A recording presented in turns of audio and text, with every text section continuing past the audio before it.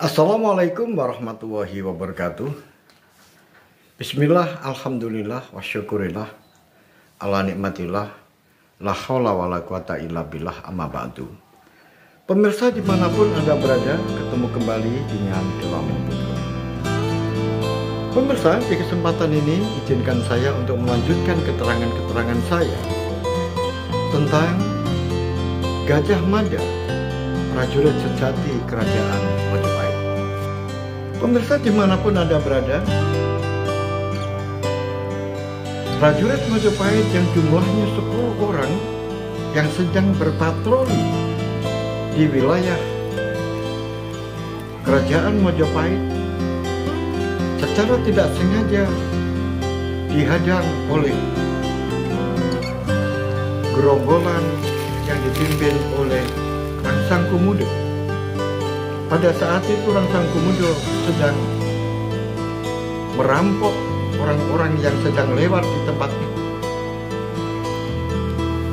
sehingga para pedagang yang apes yang lewat di tempat itu semuanya juga terbunuh, kecuali Honggopuro, yaitu pimpinan rombongan pedagang itu yang ditali di sebuah pohon.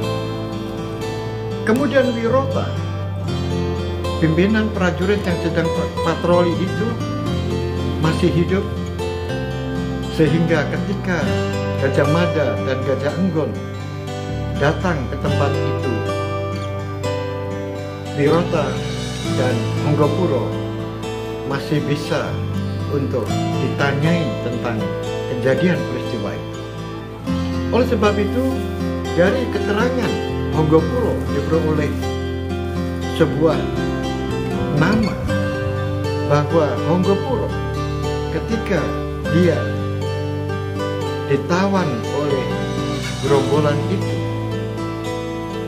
orang-orang menyebut pimpinannya itu adalah Rangsang Kumudo. Orangnya sudah agak tua, tetapi kejamnya bukan main. Nah, kemudian orang-orang ini setelah memastikan 10 prajurit Majapahit sudah mati, maka dia mengajak untuk menuju ke selatan. Kemudian Gajah Mada bertanya, kira-kira keperluannya apa dia berada di tempat ini?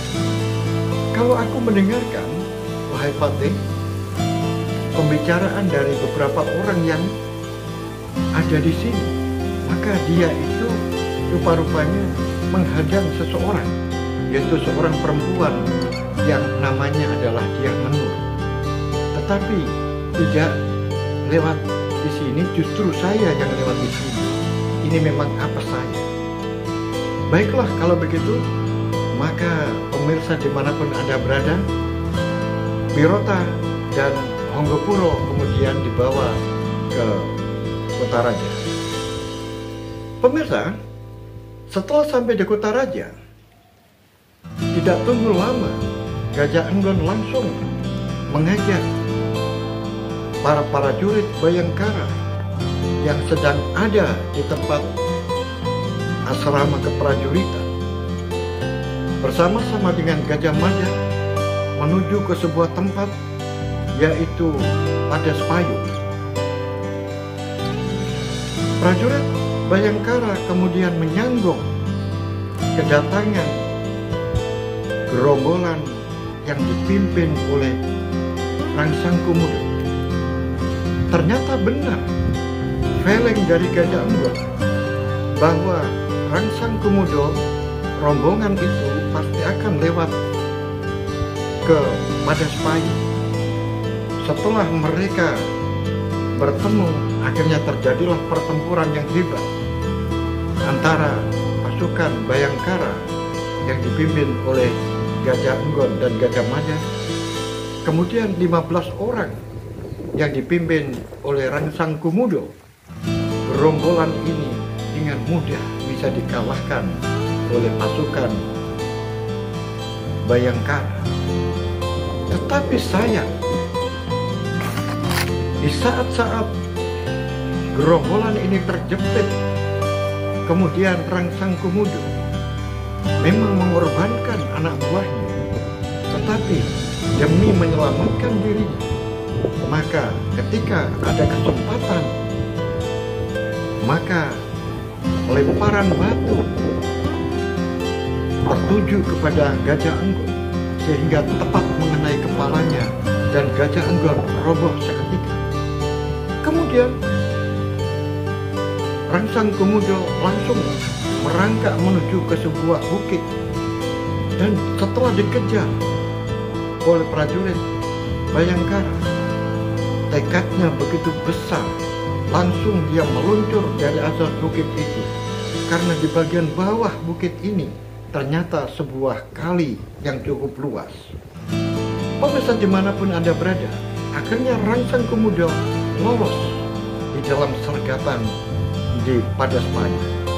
Tetapi seluruh anak buahnya kecuali satu orang, yaitu Bramastio, yang masih hidup, sedangkan 13 orang lainnya meninggal.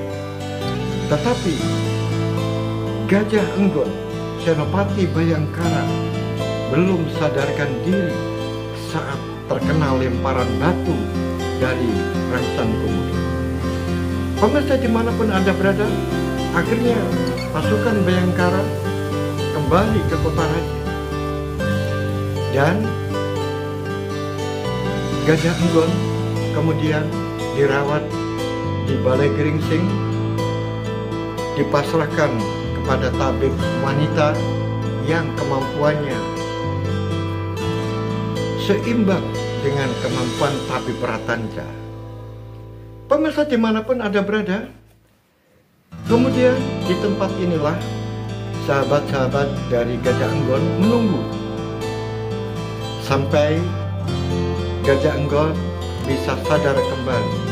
Tetapi sampai saat ini Gajah Enggon masih belum sadarkan diri. Pemirsa dimanapun Anda berada, datanglah prajurit-prajurit Bayangkara yang masih belum bisa melihat, yang telah mendengar kabar kalau pimpinannya yaitu Senopati Gajah Enggon terluka dan sampai sekarang belum sadar. Akhirnya mereka saling berdatangan, sehingga oleh Gajah Mada hal ini digunakan untuk sekalian melakukan evaluasi dan rapat koordinasi. Oleh sebab itu, prajurit-prajurit Bayangkara yang telah ditugaskan secara khusus oleh Gajah Mada memberikan laporan satu persatu. Yang pertama yang memberikan laporan adalah Bayangkara Joyoboyo. Bagaimana? Setelah kamu menginterogasi anak buah dari Rangsang Komodo, yaitu Bramastio, apa yang dikatakan? Wahai kakak, ini sudah merupakan penjelasan yang cukup jelas dan mewakili teka-teki selama ini. Iya, bagaimana? Ternyata kekacauan yang terjadi ternyata benar digerakkan oleh seseorang yang namanya Rangsang Komodo. Rangsang Komodo inilah yang membayar, yaitu ternyata yang membunuh Kelabang Gendis adalah Lebong Laut. Kemampuan Lebong Laut memainkan anak panah kemudian dibayar oleh Rangsang Komodo untuk membunuh Kelabang Gendis. Kemudian, mengapa Lebong Laut juga mati? Ternyata menurut keterangan dari Bramastio, ketika Lembong Laut menerima upah berupa uang emas yang ada di dalam kantong, akhirnya kantong itu diserahkan kepada Lembong Laut, dan oleh Lembong Laut kemudian tangannya masuk ke dalam kantong itu untuk melihat uang-uang yang ada di dalam, merasakan uang yang ada di dalam. Ternyata di dalam kantong itu sudah terisi uang dan ular wuling, sehingga ketika tangannya Lembong Laut masuk ke dalam kantong, akhirnya digigit oleh ular wuling dan akhirnya mati. Kemudian Panji Wirodopo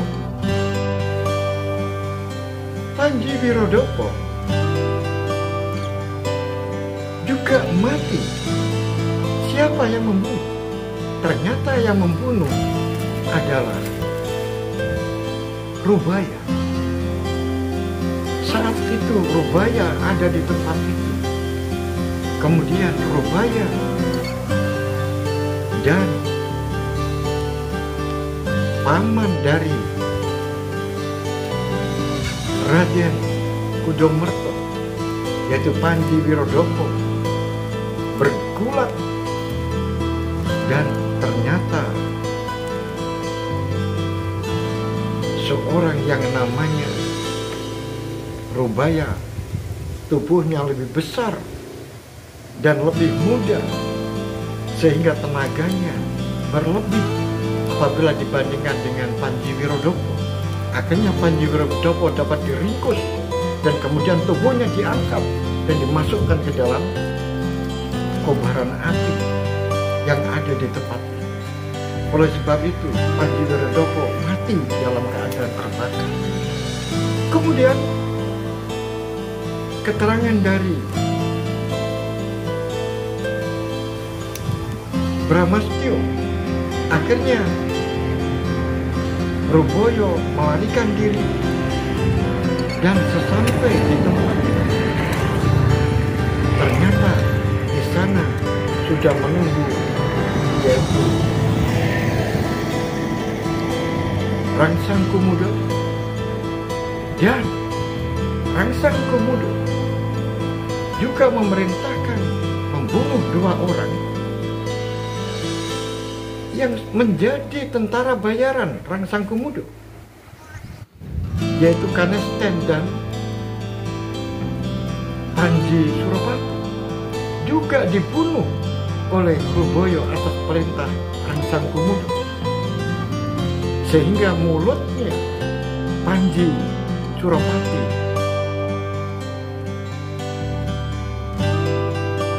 seakan-akan tertusuk belati. Itu sebetulnya tidak ditusuk, tetapi lemparan Rubaya agak meleset, maunya menembus jantung. Ternyata karena sasarannya bergerak, akhirnya mengenai pas mulut dari Panji Suropati. Kemudian keterangan dari Bramastio, puncak dari tugas yang dibebankan Rubaya, maka tugasnya adalah membunuh Raden Kudomerto, dan itu sudah dilakukan, yaitu saat terjadi pembakaran mayat di alun-alun.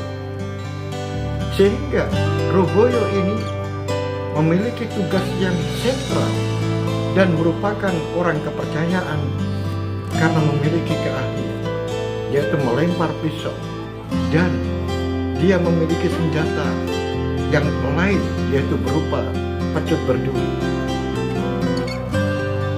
Jadi demikian Kakang laporan saya, yang saya sudah mengorek keterangan dari Bramastio, anak buah dari Rangsang Kumudo. Baiklah, terima kasih. Ini merupakan keterangan yang sangat berharga. Kemudian bagaimana laporanmu, Adik Gajah Geneng? yang saya tugaskan untuk membayang-bayangi Raden Kutomerto? Bagaimana, adikku Gajah Geneng, apa yang kamu laporkan? Terima kasih Kakang. Kakang sudah memberikan tugas khusus kepada saya untuk membayang-bayangi Rangsang Komodo. Saya terus terang mengalami kesulitan. Rangsang Komodo ini orangnya seperti belut. Ternyata dikejar di satu tempat, dia sudah pindah ke tempat yang lain. Seperti kemarin, sampai Kakang sendiri yang mengetahui bersama dengan Kakang Gajah Enggut. Bahkan saya tidak sempat ikut membantu pertempuran di Padaspayo karena saat itu saya sedang mencari Rangsang Komodo oleh informasi yang saya dapatkan dari seseorang. Ternyata saya kaget setelah Kakang dan prajurit Bayangkara yang lain ternyata sudah melakukan pertempuran di Padaspayo. Sehingga untuk sementara ini, Kakang, saya mengalami kesulitan. Siapa sebenarnya Rangsang Komodo ini? Baiklah, tidak masalah. Terus jangan putus asa, terus dicari siapa sebenarnya orang ini. Berarti sudah kita temukan nama, yaitu orang yang mengotaki ini semuanya. Semua di balik masalah ini, otak di balik permasalahan ini sudah jelas, yaitu Rangsang Komodo. Tinggal siapa sebenarnya Rangsang Komodo ini? Dan siapa? Apakah dia bekerja sendiri atau ada di belakangnya lagi? Pemirsa dimanapun ada berada, tiba-tiba ada orang yang datang tanpa disuruh, langsung mengatakan dari luar, "Wahai Kakang, aku tahu siapa Rangsang Komodo itu." Tentu saja semuanya kaget yang ada di tempat itu. Ternyata setelah orangnya muncul, dia adalah Gagak Bongo. "Hei adik, Gagak Bongo, kamu jangan sembarangan ngomong tahu. Siapa yang kamu maksudkan itu?" "Yang aku maksudkan adalah yang kakak bingungkan itu. Rangsang Komodo itu adalah paman dari Raden Cakradhara. Kemudian nama yang sebenarnya bukan Rangsang Komodo, tetapi yang benar adalah Pakring Suramurto. Dia adalah kakang dari ibu Raden Cakradhara. Oleh sebab itu, ini merupakan sebuah keanehan.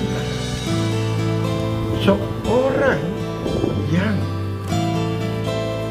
darahnya bangsawan memiliki kedudukan yang tinggi di Singosari, tetapi mengapa dia mau menjadi seorang pekatik, orang yang merawat kuda dari keponakannya, yaitu Raden Cakradhara? Ini ganjil banget. Begitu kakak yang saya ketahui. Wow, ini merupakan informasi yang luar biasa. Ini sudah menjadi sebuah titik terang yang sungguh tidak aku duga. Ternyata benar selama ini yang kita curigai, bahwa ada dua kubu, yaitu kubu Cakradhara dan kubu Kudamerta, yang saling berebut untuk mencari simpati, mencari dukungan dan sokongan agar mereka bisa menjadi pendamping putri raja. Kalau bisa menjadi pendamping putri raja, karena putri itu diangkat menjadi seorang raja, otomatis dia mengharapkan kedudukan putri yang menjadi raja kemudian digantikan atau diwakilkan kepada suami. Sehingga ini sudah jelas pertarungan dari dua kubu, yaitu kubu Raden Kudomerta dan kubu dari Raden Cakradhara. Baiklah kalau begitu. Nah, kemudian bagaimana tugas khusus yang aku berikan? Kamu menemui Nyai Ratanja. Kakang, terima kasih. Aku sudah ke sana. Ternyata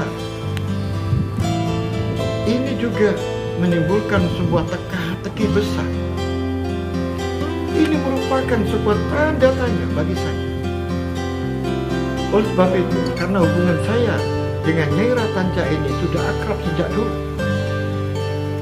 Oleh sebab itu, kedatangan saya ke sana tidaklah begitu dicurigai. Oleh sebab itu saya tanya tentang ini dan itu. Kemudian saya mengarah kepada Rangsang Kumudo. Ternyata dia benar-benar tidak mengetahui Rangsang Kumudo itu siapa.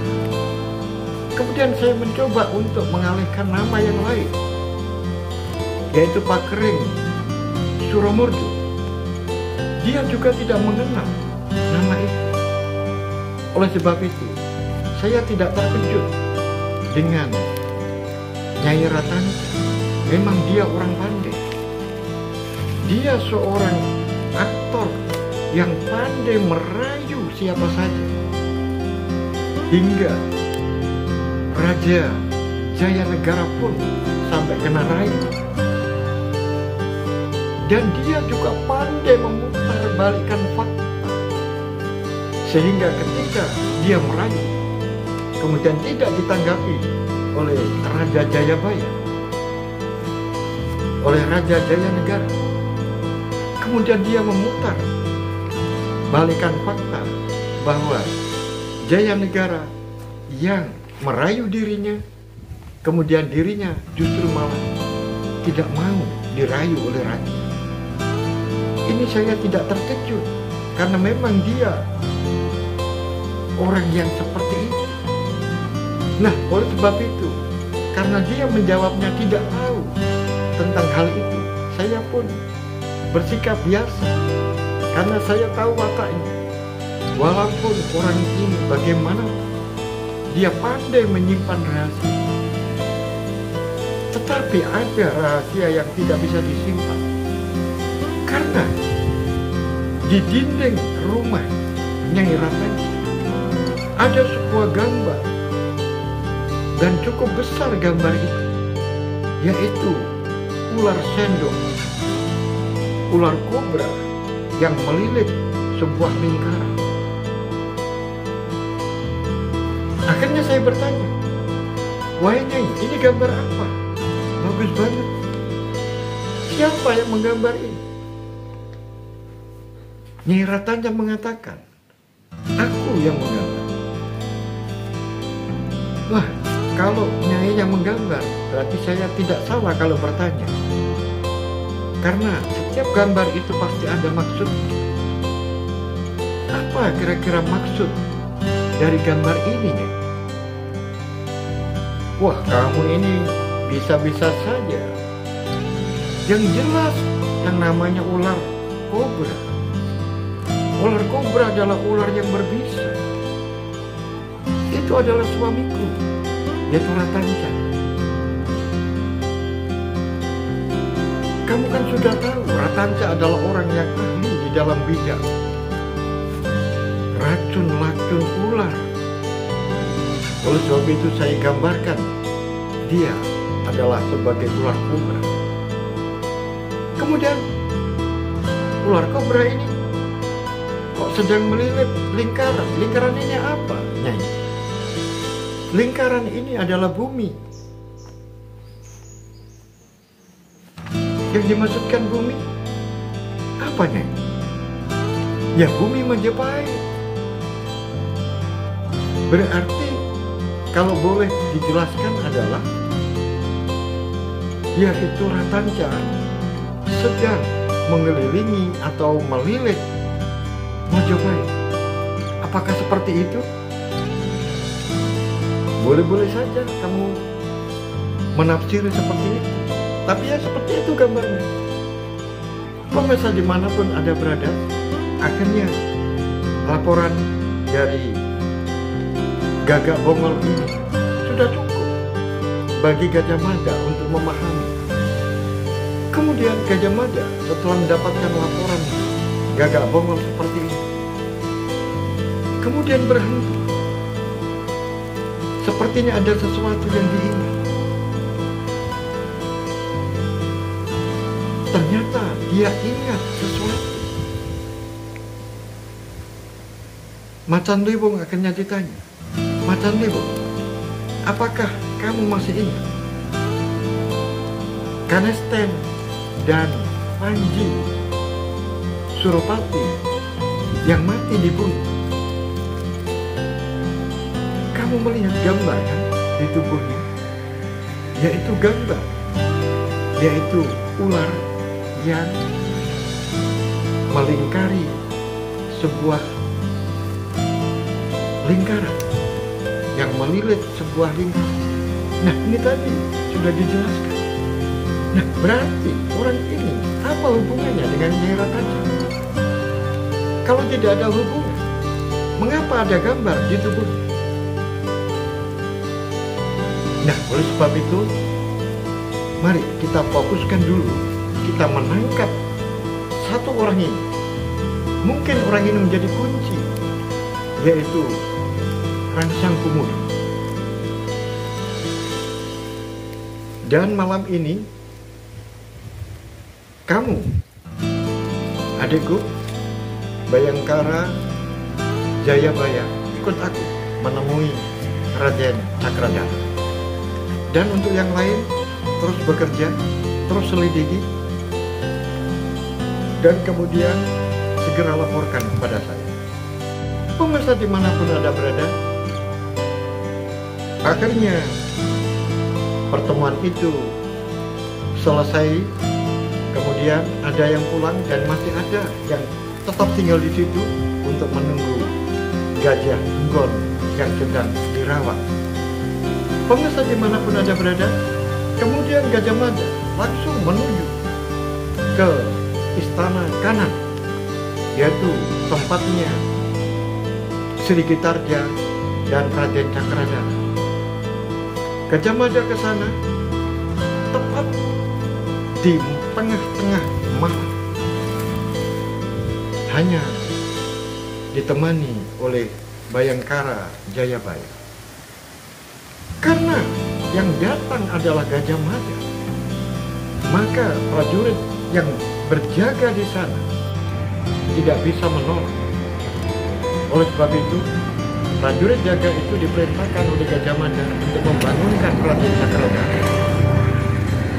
Akhirnya prajurit ini tidak bisa melawan perintahnya Gajah Mada, dan akhirnya prajurit ini mengetuk pintu kamar dari Raden Cakradhara.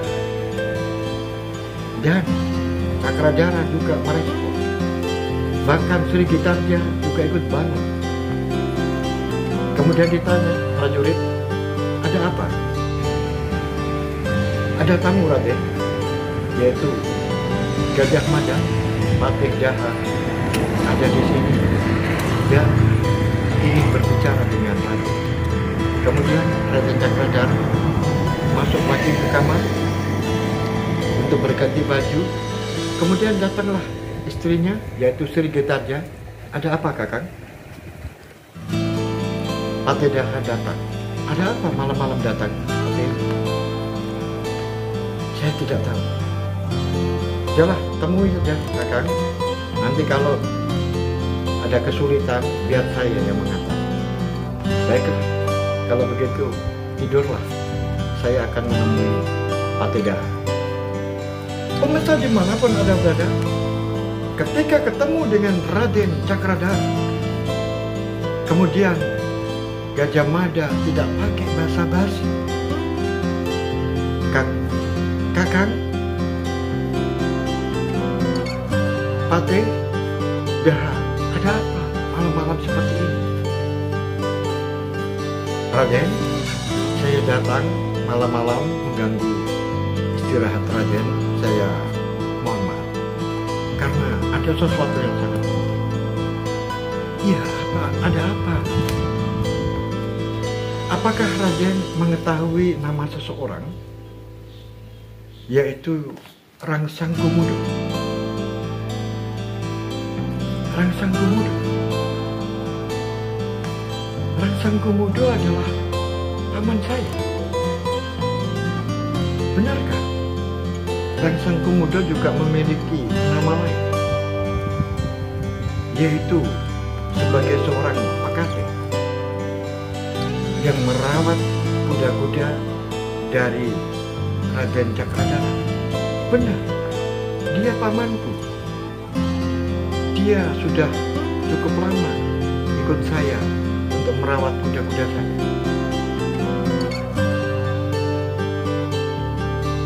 Kemudian Rangsang Gumudo juga punya nama yang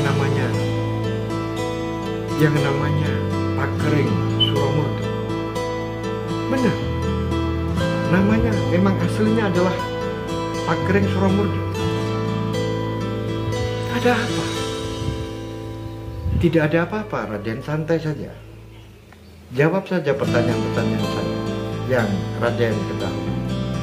Benarkah bahwa Pakering Suramurdo itu adalah kakak dari ibunya Raden?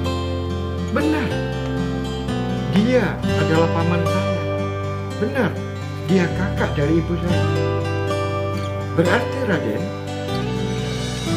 kalau itu kakak dari ibunya Raden, maka dia adalah seorang yang terhormat di Singosari, seorang bangsawan di Singosari.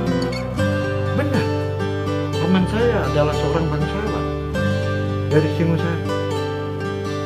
Oleh sebab itu, sekarang Raden jelaskan mengapa seorang bangsawan Singosari menjadi seorang Pakate,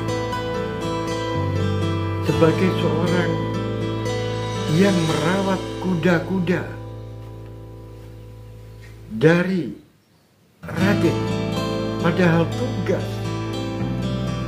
sebagai seorang Pakate biasanya dijabat oleh orang-orang kelas bawah. Tetapi kali ini mengapa Pakate adalah seorang ningrat yang berasal dari Singosari?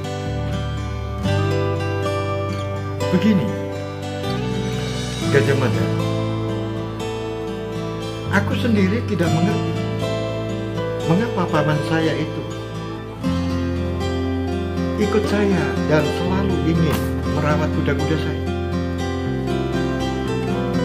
sehingga saya tidak bisa menolak, karena itu merupakan keinginan dari paman sendiri, bukan ide saya.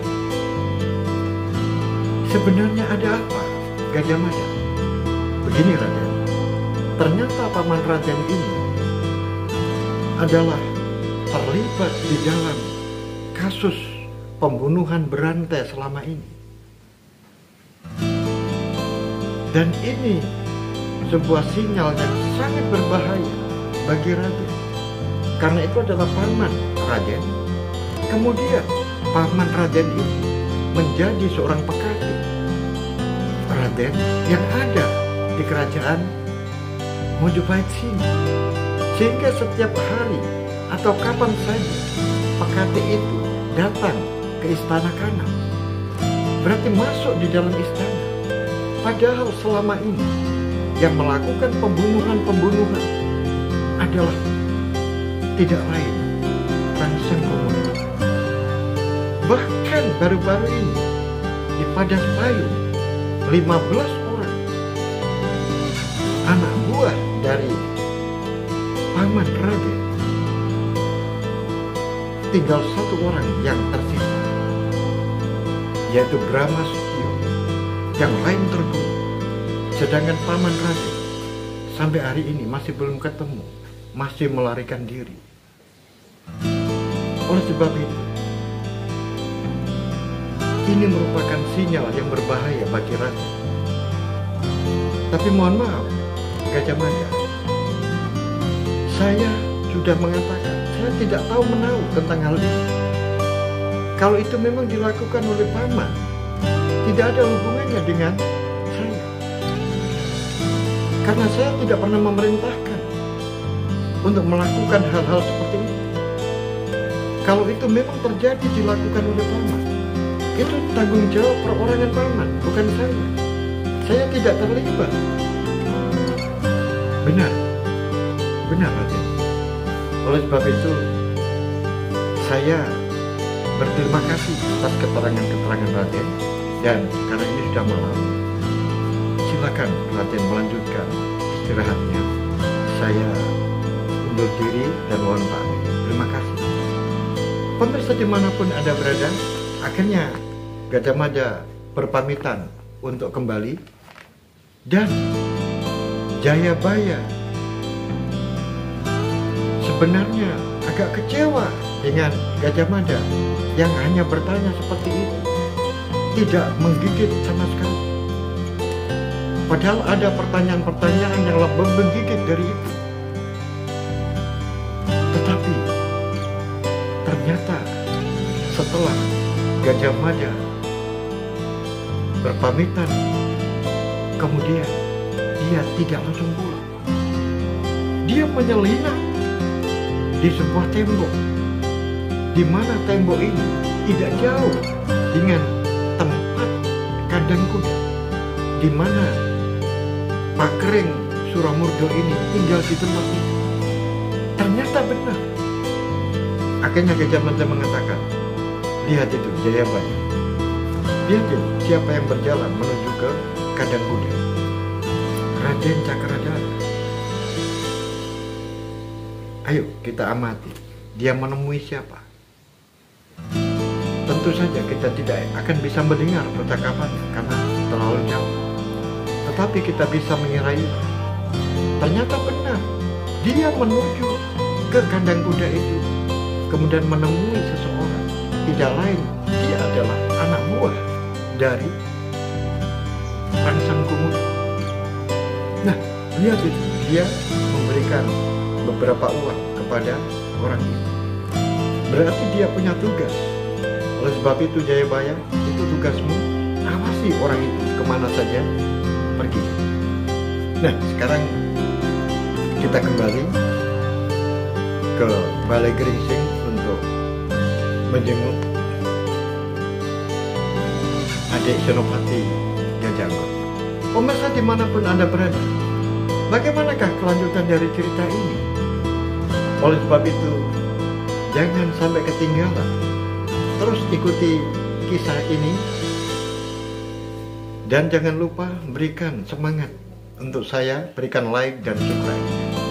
Akhirul kalam, billahi taufiq wal hidayah, waridha wal inayah. Assalamualaikum warahmatullahi wabarakatuh. Salam budaya warisan Nusantara.